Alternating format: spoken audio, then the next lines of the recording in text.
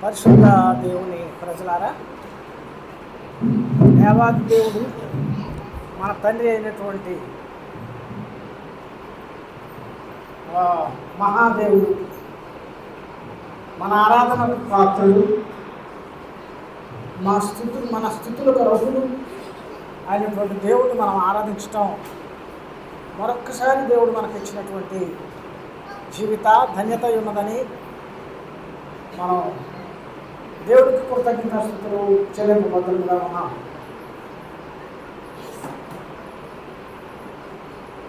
అందరూ నిశ్శబ్దంగా ఉండాలి, కూర్చోవాలి. ఆరాధనలు మనం ఎవరికి ఆటంకాలు అవాంతరాలు చేయకూడదు. ఒకరి కాన్సన్ట్రేషన్కి ఇంకొకరు దెబ్బతీయకూడదు. ఆరాధనలో వాళ్ళు నిమగ్నమై ఉన్నప్పుడు వాళ్ళని మనం డిస్టర్బ్ చేస్తే అదొక పెద్ద పాపం కింద మీరు లెక్క వేసుకోవాలి. అయితే ఈ దినం మనకి ఆదివారం ఉన్నాడు. సర్వసాధారణంగా అందరూ సెలవు దినం కాబట్టి కార్యక్రమాలు పెట్టుకున్నట్టే ఎస్ఎస్ఆర్పేట క్రీస్తు సంఘ సహోదరి కూడా ఈ విధంగా కార్యక్రమం పెట్టుకుంది. ఈసు అనేటువంటి అమ్మాయి, ఆమెకి ఇద్దరు పిల్లలు, ఇవాళ ఆ కార్యక్రమం పెట్టుకుంది. అదొక రుచి. అలాగే దైవ కార్యక్రమం ఇది వాటికంటే మరీ ఎక్కువ విలువైనటువంటిది. ఆత్మలు రక్షింపబడడం, ఆత్మలు నూతన జన్మ పొందటం అనేటువంటిది ఇది చాలా సంతోషదాయకమైనటువంటి విషయం. కనుక మన దినం తగు మాత్రమే వాక్యాన్ని ధ్యానిద్దాం. కొంచెం సమయాన్ని మనం సేవ్ చేసుకోవడానికి ప్రయత్నం చేద్దాం.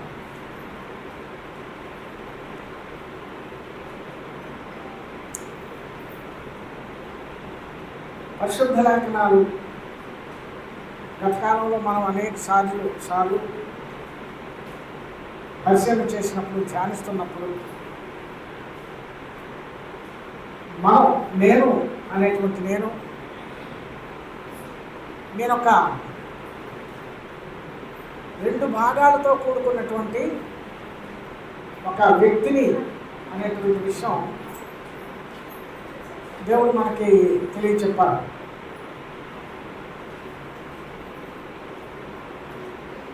ఒకటి శరీరము, 2 ఆత్మ. దీని పరిశుద్ధ లేఖనాలు మనకి ఏమేమి చెప్పాయంటే, మనకి పరిశుద్ధ లేఖనాలు ఏమి తెలియజేశాయంటే,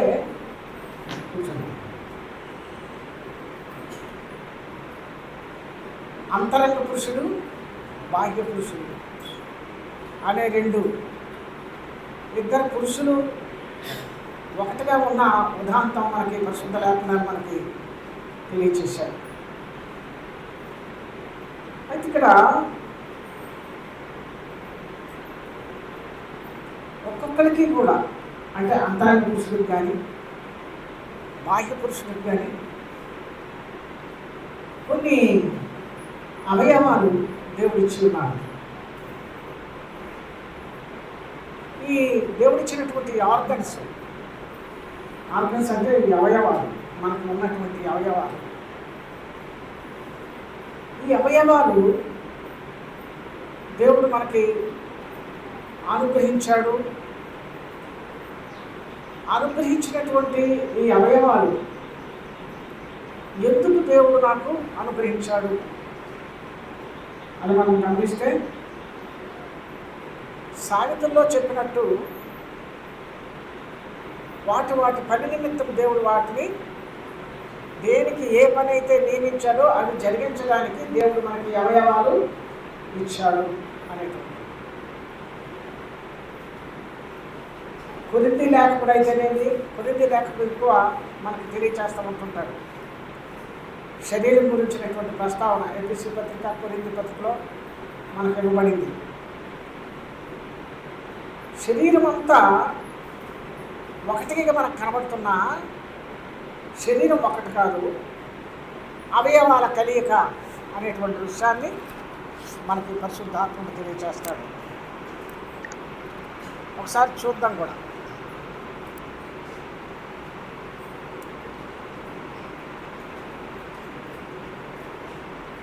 కొరింథీయులకు రాసిన 1 కొరింథీయులకు రాసిన పత్రిక 1 కొరింథీ పత్రిక 12:14 ఏముందంటే, శరీరం ఒక్కటే అవయవములుగా ఉండక, శరీరం ఒక్కటే అవయవముగా ఉండక, అవయవము అనేటువంటి పదం వాడు. శరీరం ఒక్కటే అవయవముగా ఉండక అనేక అవయవాలు శరీరంగా ఉన్నాయి అనేటువంటి భావాన్ని మనకి తెలియజేస్తాయి. అనేకమైనటువంటి అవయవాలు శరీరంగా ఉన్నాయి అని దేవుడు తెలియజేశాడు. కాబట్టి శరీరం అంటే అనేక అవయవాలు, శరీరం అంటే ఒక్కటే, శరీరం అంటే ఒక్కటే. ఒక్కటంటే అనేక అవయవాలు మనకు తెలుసు, ఎందుకంటే మన స్వ అనుభవంలో మన శరీరం మనకి దేవుడు అనుగ్రహించాడు కాబట్టి. కాబట్టి ఈ శరీరంలో ఉన్నటువంటి అవయవాలు ఏవైతే ఉన్నాయో అవి మనం దేనికి ఇచ్చాడు అనేది మనం గమనించాలి. చెయ్యి కేవలం మనము భోజనం చేయడానికైనా, మరి దీనికి రెండో పని లేదా? నోరు ఆహారం తినడానికైనా, పంపించడానికైనా, మరి దీనికి రెండో పని లేదా? ఇంకో పని లేదా? ఇలాగ మనం అవయవాల విషయంలో ఆలోచన చేస్తే ప్రతిదీ కూడా భౌతికమైనటువంటి పనికైనటువంటి, ఇటు ఆశీర్వాదకరమైనటువంటి అంటే ఆధ్యాత్మికమైనటువంటి మేలుకరమైనటువంటి పని కూడా కలిగి ఉన్నది. మనం భోజనం చేస్తాం, ఆహారం తీసుకుంటుంటాం, నోటంబడి. పరిశుద్ధ గ్రంథం ఏం చెప్తుంటే, మీకు దేవుడు నోరిచ్చాడు, మీరు ఏం చెప్తున్నాడు? శుభకరమైన మాటలే పలకండి అంటున్నాడు. ఎలాంటి మాటలు పలకమంటున్నాడు? మాటలు కూడా ఆడడానికి నోరు పలకొస్తుంది. భోజనం చేయడం కూడా, భోజనం చేయడం ఇతరులకు మేలు కలుగునట్లు నీ మాటలు ఉండాలని పరిశుద్ధ లేఖనం తెలియజేస్తుంది. ఇతరులకు మేలు కలిగేటట్టు అంటే ఎక్కడి నుంచి వస్తున్నాయి మాటలు? నోట్లో నుంచి వస్తున్నాయి. అంటే ఇతరులకు మేలు కలిగే మాటలైనా, ఇంకొక పని దాన్ని మన శరీరానికి ఆహారం పంపించి శరీరాన్ని ఆరోగ్యవంతంగా ఉంచే పని కూడా ఉందన్నమాట. ఇలాగూ ప్రతి అవయవం గురించి కూడా మనం గమనించినట్లయితే,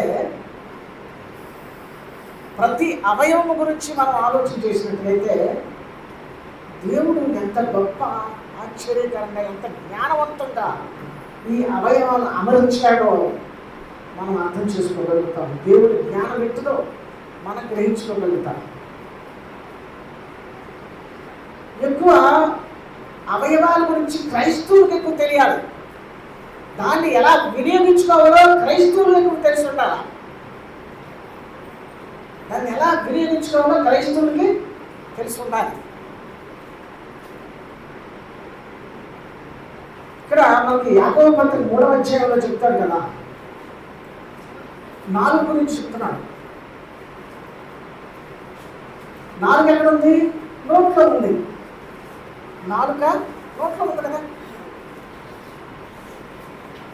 ఆ 4 ద్వారా, నోటి ద్వారా ఈ 2 అవయవాలు ఉపయోగించుకొని మనం మాట్లాడతాం. మాటల తాలూకు విలువ మోగాడు వెళితే వాడు చెప్పలో ఒక రాయగలిగితే రాస్తాడు, అదంతా విలువ అని తెలుస్తుంది. ఎందుకంటే వాడికి నోరు మాట్లాడడం అవసరం లేదు కాబట్టి, ఆ అవయవం లేదు కాబట్టి. చెయ్యితలకు విలువ చెయ్యి లేనడుగు తెలుస్తుంది, నీకు నాకు తెలియదు. ఎందుకంటే మన కొంతకాలం దాన్ని చీప్గా చూసి మన ఇష్టం వచ్చిన దాన్ని వాడేస్తుంటాం, దేనికి బట్టి దానికి. ప్రతి దానికి వాడేస్తారు. దాని విలువ మనకు తెలియదు. ఏ అవయవం అయితే లోటు ఉందో ఆ అవయవం యొక్క గొప్పతనము ఆ వ్యక్తికి తెలుస్తుంది. ఆ వ్యక్తికే తెలుస్తుంది, పక్కన ఉన్నోడికి తెలియదు. అవయవాలు సంపూర్ణంగా ఉన్నటువంటి వాడికి తెలియదు. కనుక ప్రియులారా, ఇది దేవుడు అవయవాలు ఇచ్చాడు. నోరిచ్చాడు, చెవిచ్చాడు, కన్నిచ్చాడు, చేతులిచ్చాడు, కాలిచ్చాడు. ఇన్ని అవయవాలు నీకు ఎందుకు ఇచ్చాడు అంటే దేవుడి మహిమార్థమై,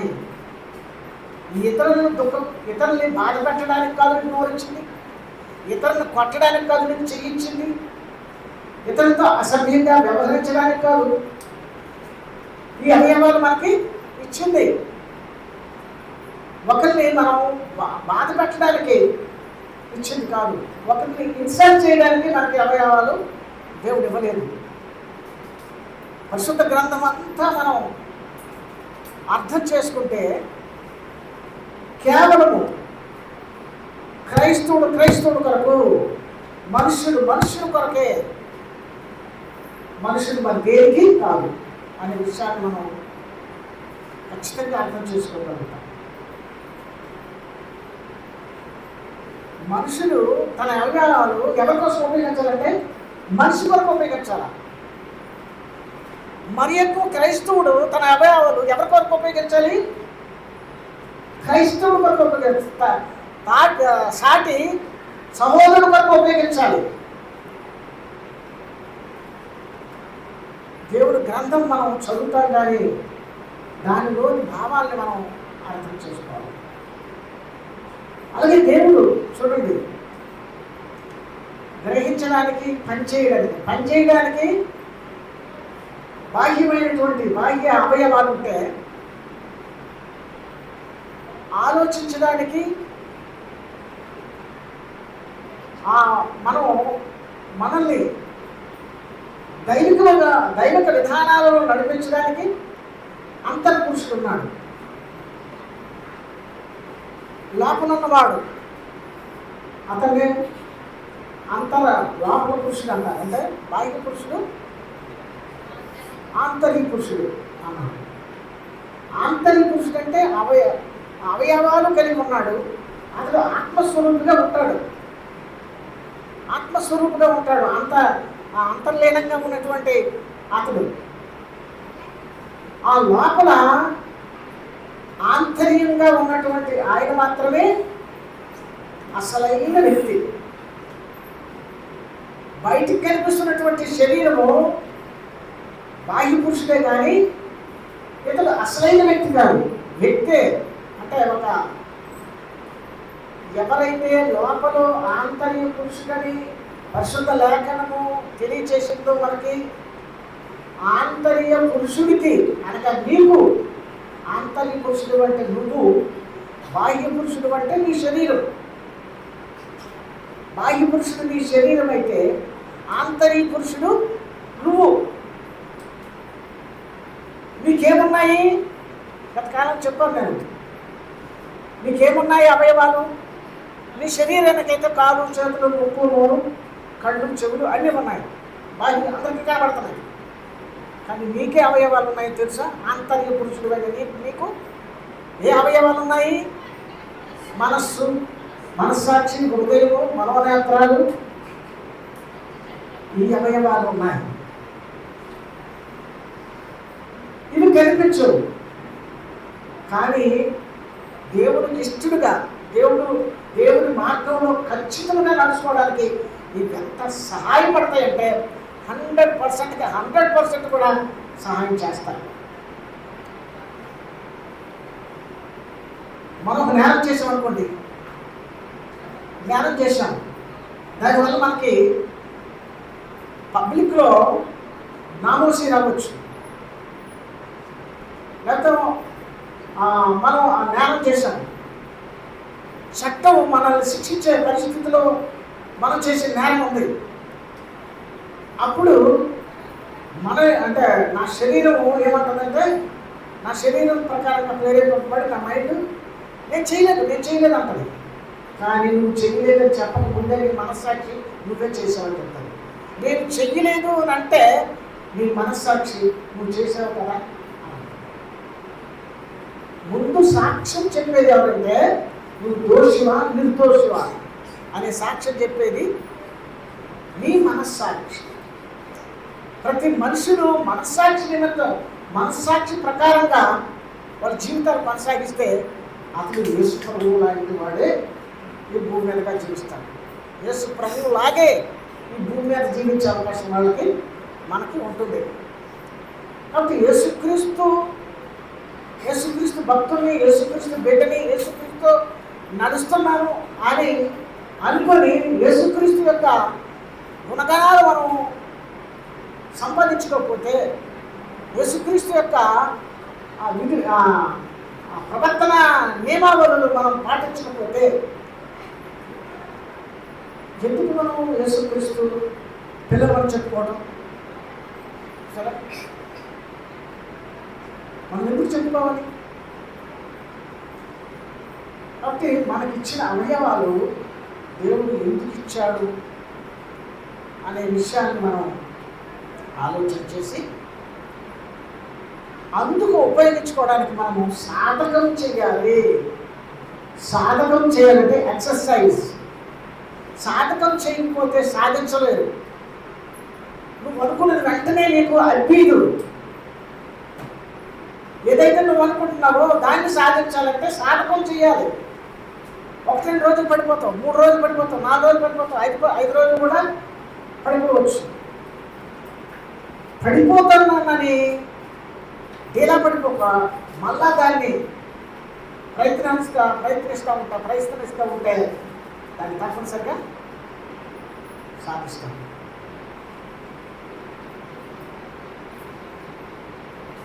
మన పిల్లలకి శుద్ధి నేర్పిస్తుంది కదా, try and try again will get success. ఏదో ఒక మంచి ఇంగ్లీష్ సామెతలు చెప్తారు. గజనీగోడ్ని ఈ సందర్భంలో మనం జ్ఞాపకం చేసుకుంటాం. 40 సార్లు దండెత్తాడు కానీ 40 సార్లు 39సారి వాడిపోయిన తర్వాత నాకెందుకని ఊరుకోలేదు చూడండి అని. అది నిజంగా చెప్పాలంటే అదొక ఆదర్శవంతుడు అయిపోయాడు ఆయన. ఎందుకంటే మనిషికి ఆదర్శప్రాయమైనటువంటి పట్టుదల కలిగి ఉన్నాడు కనుక, అతను ఎక్సర్సైజ్ చేశాడు కనుక సాధించగలిగాడు. మన దేవుడు నోరిచ్చాడు, అది తినడానికి పనికొస్తుంది. నానా రుచులు మన ఇష్టం వచ్చినట్టు తింటాం. ఆ కడుపు సంగతి మరి ఆలోచించాం.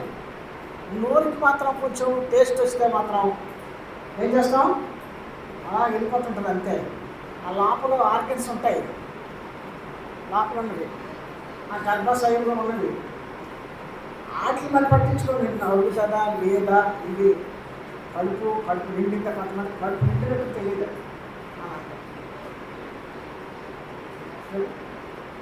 ఆ తర్వాత ఆ లోపల ఉన్న బాధలు బాధపడిపోతాయి. తిన్నదంతా అరగడానికి. ఒకనాడు ఏం జరిగిందంటే ఫంక్షన్ అయింది. ఒక ఆయన ఎవరో ఏం చేస్తుందో ఆయన చెప్పను కానీ నేను నాకు తెలుసు కానీ ఆయన చెప్పను. ఏం చేశారు, శుభ్రంగా మంచి పలావు, మంచి కోడి మాంసం దొరికింది. మంచి ఇదైతే లెగ్ పీసులు ఉంటాయి కదా, పెద్ద మంచిది అనమాట. మంచి విందు. ఇంకా ఎలాంటి దొరకదని చెప్పేసి శుభ్రం తీసి నిజంగా జరిగిన స్టోరీ కావాల్సి 2 మీకు చూపిస్తాను. పబ్లిక్గా చెప్పకూడదు, అది చెప్తే నాకే ఇబ్బంది. అయితే తినేసాడు అంతే. తినేసాడు, గంట అయింది. అస్సలు పెయిన్ వచ్చేస్తుంది, ఇంకా లాభం లేదు. అరిగిపోతలు అనుకున్నారు. అరిగిపోవడానికి ఏవో కొన్ని సాధనాలు చేశాడు, ఏమీ నథింగ్. అప్పుడు వెంటనే హాస్పిటల్కి తీసుకెళ్ళి కడుపు కోసి ఆ లెగ్ పీసులన్నీ తీశారు. శుభ్రంగా మాంసం అంతా బయటకు తీశారు. మళ్ళీ మామూలుగా ఇక్కడ జరిగింది ఏంటి, అలాంటి పరిస్థితులు. ఎలాగైతే బాగుందని తినేస్తావో అలాగే నీ మాటలు కూడా బయటికి నోరుందని చెప్పేసి ఎవరు ఎలా పడితేలాగా వాగకూడదు. ఏది ఇతరులకి వాళ్ళ స్థాయిని తగ్గిస్తుందా నేను ఆడిన మాట? వాళ్ళని అగౌరవపరుస్తుందా నేను ఆడిన మాట? వాళ్ళకి నొప్పి కలిగిస్తుందా నాకు దేవుడు ఇచ్చిన నోటితో మాట్లాడిన మాట అని మనము చాలా జాగ్రత్తగా ఆలోచన చేయాలి. సరేండి. కాబట్టి ప్రియ సహోదరులారా, సహోదరి మనులారా, యాకోబు పత్రికలో లోకాన్ని జయించిన వాడు ఎవరంటే, లోకం లేని వాళ్ళు ఎవరంటే మాటలు ఎవరైతే సరిగ్గా ఆడతారో, మాటల్లో తప్పిపోరో వాళ్ళు లోకం లేని వారు అని పరిశుద్ధ లేఖనాలు మనకు తెలియజేస్తారు. యాకోబు పత్రికలో మనం ఒక్కసారి దేవతా మూర్తుల్లాగా పరిశుద్ధంగా అయిపోమని నేను చెప్పడం లేదు, అలాగ అయిపోలేము. ఎవరు నువ్వు నేను ఎవరైనా సరే దైవ లేఖనాలను మనం ప్రాక్టీస్ చేయాలి, మనసులో పెట్టుకోవాలా, ధ్యానించాలి, దాని గురించి మనం ప్రయత్నము చేయాలి.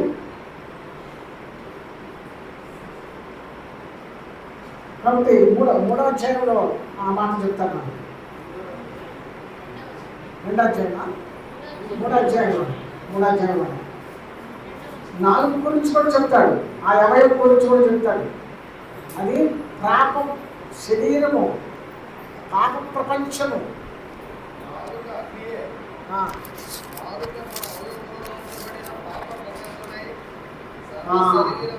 పాప ప్రపంచమై మన అవయవములో ఉంచబడినది 4. ఆ 4 పాప ప్రపంచం అని అంటాడు. సర్వ శరీరమునకు మాలిన్యము కలుగు చేస్తుంది. మన నోరు, మన నాలుక, ఈ రెండు ఏకీభవిస్తేనే మాటలు అనేవి బయటకు వస్తాయి కదా. ఇదట ఏమిటి? మాలిన్యము, శరీరానికి మాలిన్యం కలుగ చేస్తుంది. నోటి ద్వారా కూడా మనం చేతితో కొడితే అది తప్పు, అది మాత్రమే తప్పు కాదు. పాపం అనేది నోటి ద్వారా కూడా వస్తుంది, మన మాటల ద్వారా కూడా మనకు సంక్రమిస్తాయి. కొన్ని ప్రియులారా, నేను చెప్పే సంగతులు మీరు ఆలోచించండి, గమనించండి. మనకి ఎన్ని అవయవాలు అయితే దేవుడు ఇచ్చాడో ఆ అవయవాలు మనం ఎలా ఉపయోగించుకుంటున్నామో, ఆ అవయవాలు, మన అవయవాలు ఇతరులకి ఎంతవరకు ఉపయోగపడుతున్నాయి, మనకు అనుగ్రహింపబడిన అవయవాలు మనకెంతవరకు ఉపయోగపడుతున్నాయి, ఇవన్నీ మనం ఆలోచించుకోవాలి, ఆలోచన చేయాలి.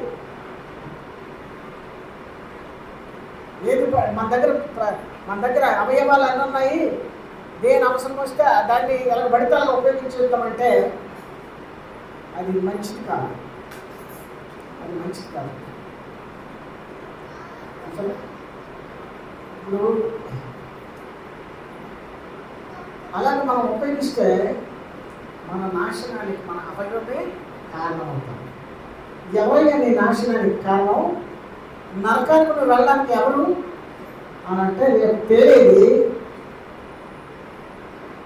తీర్పు జరుగుతుంది కదా. తీర్పు జరిగినప్పుడు ఏం తేలుతుంది మనకి? నీ అవయవం వల్లే నువ్వు కాలిపోతున్నావు, అగ్గిపడి. అది ఏ అవయవం కాదు. నువ్వు ఒక అవయవాన్ని ఉపయోగించి మరణాన్ని తెచ్చుకుంటావు, నేను 30 అవయవాన్ని ఉపయోగించి మరణాన్ని తెచ్చుకుంటాను. కాబట్టి చాలా జాగ్రత్తగా మన అవయవాలు మనం ఉపయోగించుకోవాల్సినటువంటి అవసరం ఉందని నేను ఒకసారి తెలియచేస్తానన్నాను. అది దేవుని వాక్యం ద్వారా. ఇవన్నీ దేవుడు మనం పాడైపోవడానికి ఇచ్చాడా, మనకు పాపం రావడానికి ఇచ్చాడా, మనకు హాని జరగడానికి ఇచ్చాడా ఈ అవయవాలని? మరి కానప్పుడు, అలా కానప్పుడు దేవుడు ఆ ఉద్దేశంతో ఇవ్వనప్పుడు ఎందుకు అలా జరుగుతున్నాయి? దానివల్ల మనకు ఎందుకు పాపం వస్తుంది? వాటి వల్ల మనకు ఎందుకు హాని జరుగుతుంది అంటే మనం ఉపయోగించుకునే విధానము సరైనది కాదు కనుక. మనకి సైంటిఫికల్ ఫిక్షన్స్ ఉన్నాయి కదా, కొన్ని చాలా మందిగా ఉన్నాయి కదా. అణువు దేనికోసం కనిపెట్టాడు? అది మనుషుల యొక్క మేలు కొరకు, మనుషుల వికాసానికి ఎంతో దోహదపడతాడు. కానీ దాన్ని దుర్వినియోగం చేస్తే సర్వనాశనం చేసేస్తుంది. అణుబాంబులు ఇవన్నీ అణువుతో తయారు చేసినటువంటి వస్తువులు ఎంత గొప్ప ఉపయోగకరమైనవో. అణుశక్తి మానవ యొక్క శ్రేయస్ కొరకు, అభివృద్ధి కొరకు, మేలు కొరకు ఉపయోగిస్తే దానివల్ల చాలా ప్రయోజనం పొందుతారు మనిషి. అదే అణువు కక్ష, క్రోధము, మత్సరము, యుద్ధాలు ఎలా జరుగుతున్నాయి? యుద్ధాలు ఎలా జరుగుతున్నాయి? ఇలాంటి గుణాల వల్లే. ఇప్పుడు హైడ్రోజన్ బాంబు, ఆక్సిజన్ బాంబు ఏవి ఉన్నాయి కదా, కొన్ని బాంబులు అణుయుద్ధాలు జరిగాయి గత కాలంలో. ఎందుకు జరిగాయి? ప్రాణంతో జరిగాయా? కాదు. కక్ష, క్రోధం, ఒకరి మీద ఒకరి ద్వేషం,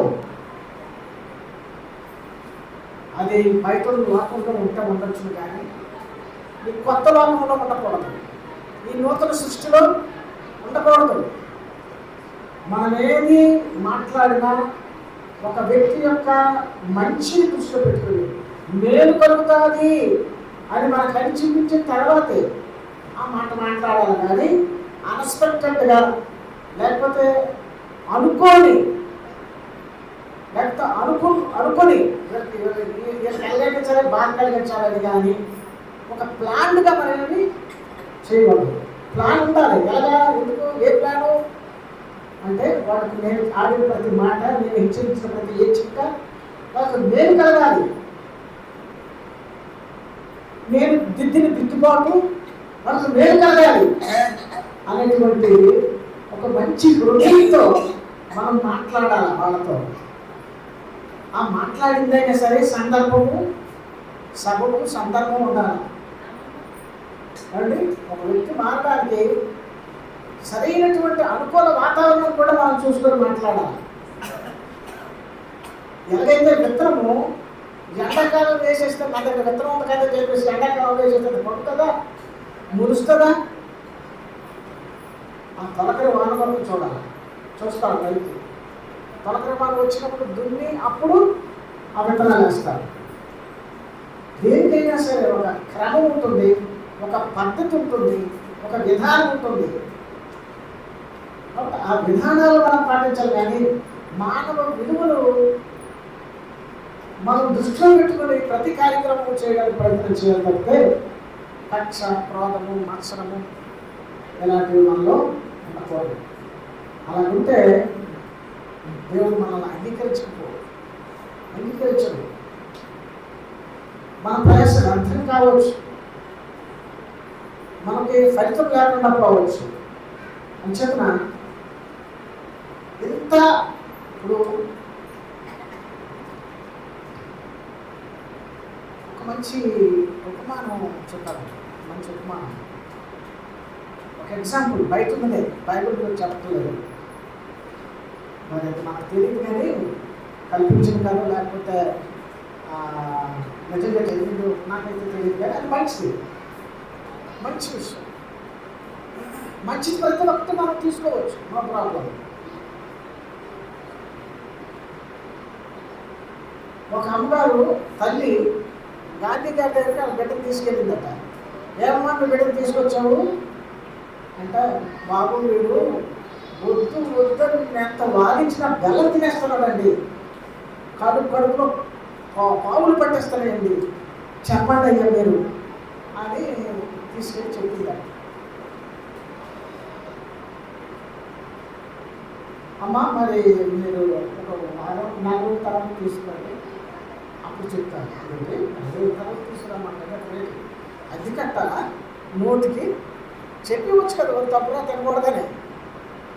4 రోజులు నీ మాట చెప్పడానికి 4 రోజుల తర్వాత తీసుకురావాలా అనుకుంటాను. సరే మరి పెద్దాయి చెప్పారు కానీ 4 రోజుల తర్వాత తీసుకొచ్చాను. తీసుకొచ్చిన తర్వాత అప్పుడు చెప్పాడట, ఎప్పుడైనా బలం తినకూడదు, ఆరోగ్యం కాదు, దానివల్ల ఏంటో నష్టాలు ఏంటో చెప్పాడట. అప్పుడు వాళ్ళ పక్కన తన శిష్యుడు అడిగాడట, ఫాలోవర్, అయ్యా 4 రోజుల క్రితం కదా కేసు మీ దగ్గరికి వచ్చింది, అప్పుడే నువ్వు బలం తిరుగుతాను నువ్వు చెప్పలేదు, ఇప్పుడు 4 రోజుల తర్వాత రమ్మని ఇప్పుడు చెప్పేవేంటి ఆ మాట అని అడిగితే, బాబు నాకు కూడా అదే అలవాటు, నేను బెల్లం తింటున్నాను, నేను తిని ఆడికలకు చెప్తాను అన్నాడట. నేను తింటున్న ఆడికలకు చెప్తాను, నేను మానేసానికి చెప్పాలా, నువ్వు కూడా నేను కూడా అంతే, మనం కరెక్ట్గా ఉండి ఇతరులకు చెప్పాలా అండి. ఆడు దుర్భాషలాడాడు, మంచి మాట్లాడలేదు, చెడ్డ మాట్లాడతాను చెప్పి మనము చెడ్డ మాట్లాడాలి అలా చెప్తే మనం ఏం చేసినట్టు చూసారా? ఇతరులు నొప్పించే మాటలు వాళ్ళు ఆడుతున్నారని చెప్పేసి వాళ్ళని గర్వించి మనం కూడా వాళ్ళని నొప్పించే మాటలు మనం ఆడేసేసి అది నేను మంచి చెప్పాను తెలవుతుంది అండి. మనం ఎంతవరకు మన హద్దు, మనం ఎంతవరకు వాళ్ళకి చెప్పాలి అంతవరకే. ఏ లెవెల్లో మనం చెప్పాలి ఆ లెవెలే, ఓవర్ లెవెల్లోకి వెళ్ళిపోకూడదు. వారంలో నాకు చెప్పడానికి అనేస్తే అప్పుడేట అవుతుంది పెద్దత్వం. అంత ఓవర్గా మనం వెళ్ళకూడదు. చెప్పాలి, చిన్నగా చెప్పాలి, 1-2 సార్లు చెప్పాలి, 3వసారి చెప్పాలి. నీకు ఓర్పు లేదు ఊరుకో, 3 సార్లు చెప్పిస్తాడు, మరి ఓర్పు లేదు ఇది వెళ్ళాలనుకుంటారనుకుంటే అప్పుడు ఊరుకుని పోలా. నేను ఇంకా నేను చెప్పాలి, ఈ మనిషి బాగుపడాలా, నాకు అత్యంత ఆప్తుడు, నాకు కావలసిన ఇటువంటి వాడు అనుకుంటే అతను అలాగే వెంటనే చెప్తూనే ఉండు మారినంత వరకు. ఓ ప్రాబ్లం, అది మంచిదే. చూసండి, వాళ్ళు తిట్టాడు నువ్వు కూడా చెప్తే అంతలో తిట్టారని చెప్పేసి నువ్వు కూడా నేను కూడా తిట్టి నీకు చెప్తే ఇంకేం ప్రయోజనం ఉంటుంది? కాబట్టి అది కాదు విధానాలు మనం మార్చుకోవాలా. సంఘం అంటే ఏమిటనుకుంటున్నారు? ఇది దేవుని రాజ్యం, దీనికి చట్టం ఉంది, దీనికి విధానం ఉంది. సరే, దీన్ని రాజండర్లో మనం పనిచేస్తున్నాం. చక్రవర్తి రాజు ఎవరు? ప్రభువు. మన ఏలిక యేసుక్రీస్తు, అతని అండర్లో పనిచేస్తున్నాం మనం. ఆయన ఏం చెప్తే అదే మాట్లాడాలి, కానీ నాకు స్వతంత్రం లేదు అంటే నాకు అన్ని చేయడం స్వతంత్రం కాదు, కానీ అన్నీ చేయగలిగినవి కావు. మాట్లాడడానికి నాకు స్వతంత్రం ఉండొచ్చు, వాక్ స్వతంత్రం, కానీ వాక్ స్వతంత్రం ఉందని చెప్పేసి ఏదో పెడితే మాట్లాడేస్తామా? మాట్లాడుకోండి. మనకి ఏది మేలుకరమైనదో, ఇతరులకు మనం ఏం చెప్తే వాళ్ళకి మేలు కలుగుతుందో వాటిని మనం గమనించి వాటితో మనం మాట్లాడాలి. ఆ విధంగా మనం గౌరవం ఉపయోగించుకోవాలి, ఆ విధంగా మనం చెయ్యి ఉపయోగించుకోవాలి, ఆ విధంగా మనం మనస్సు ఉపయోగించుకోవాలి, మనస్సాక్షి ఉపయోగించుకోవాలి. మీకు ఎన్ని అవయవాలు దేవుడు ఇచ్చాడో వాటిని క్రమముగా ఉపయోగించుకోవడం నేర్చుకుంటే మాత్రం దేవాది దేవుడైనటువంటి యేసుక్రీస్తుకు అత్యంత ప్రియుడు అయిపోతావు, ప్రియమైనటువంటి బిడ్డగా నువ్వు తయారవుతావు. దేవుడు చూపించిన మార్గంలో మనం అడుగుతాం. దేవుడు మనకు బోధించిన బోధనను అవగాహన చేసుకుందాం, అర్థం చేసుకుందాం, మన హృదయాల్లో దాన్ని ఇంకిపోయేటట్టు ప్రయత్నం చేద్దాం. కాబట్టి ప్రియ సహోదరులారా, నేను ఎంతటితో ముగిస్తున్నాను. ఎందుకంటే మనకు ముందుగా కార్యక్రమాలు ఉన్నాయి కాబట్టి గమనించండి. సాధ్యమైతే ముందుకి రానున్న కాలంలో ఈ అవయవాలు ఒక్కొక్కటి గురించి కూడా మనం ధ్యానం చేద్దాం. ఒక్కొక్కటి గురించి ఉపోద్ఘాతంలాగే వివరంగా వాక్యం తీసి దాన్ని వివరించే కార్యక్రమం సంపూర్ణంగా ఇప్పుడు నేను చేయలేవు. కాబట్టి వాటన్నిటి గురించి చెప్పడం జరుగుతుంది. దేవుడికి స్తోత్రం. మీరు అందరూ వ్యాఖ్యలో ఉన్నందుకు